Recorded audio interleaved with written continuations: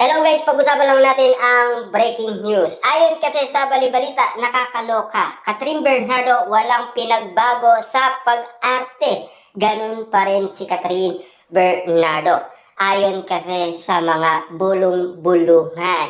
Ayon kasi sa mga reaction nakita nila sa tambalan James Reid at Catherine Bernardo sa unang patikim ng nasabing teleserye nila.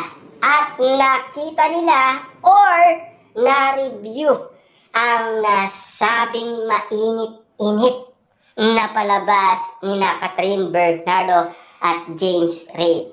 Kaya nga naman kasi napansin nila wala daw pagbabago nakita sa pagiging pabebe girl ni Catherine Bernardo. Kaya nga naman kasi halata daw na ganun pa rin umarte si Catherine Bernardo.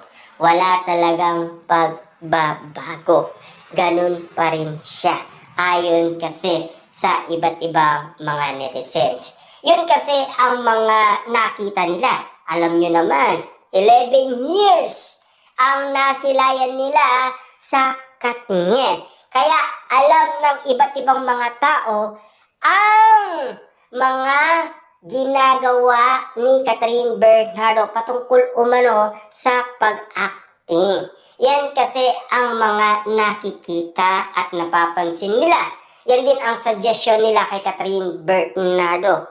Kaya ba kayang ipakita ni Catherine Bernardo ang solo ira niya pagdating sa pag-arte? Makikita ba natin ang mga standard na gagawin niya? Siyempre, yan ang aalamin natin. Kaya nga naman kasi ang iba, ang suggestion nila, hindi talaga pang-action star si Catherine Bernardo. Kasi ganun pa rin siyang umarte. Walang kadating-dating. Alam nyo naman siguro kung bakit ganun na lamang ang iba't ibang mga tao kay Catherine Bernardo nang dahil sa pagkakalink niya kay Mayor Mark Alcala. Kasi ang suggestion ng mga tao, baka si Mayor Mark pa ang makasira sa karir ni Catherine Bernardo. O ang suggestion ng iba, mas red flag daw si Mayor Mark Alcala. Ika nga nila, sa dami-daming mga lalaki, bakit si Mayor Mark Alcala pa? Siyempre, brusko din ang datingan ni Mayor Mark Alcala. Kaya minahal ni Catherine Bernardo. Kung matatandaan ninyo ang bulong-bulungan kung bakit hindi nagustuhan ni Catherine Bernardo si Alden Richard, ang type niya, mga brusko, di ba?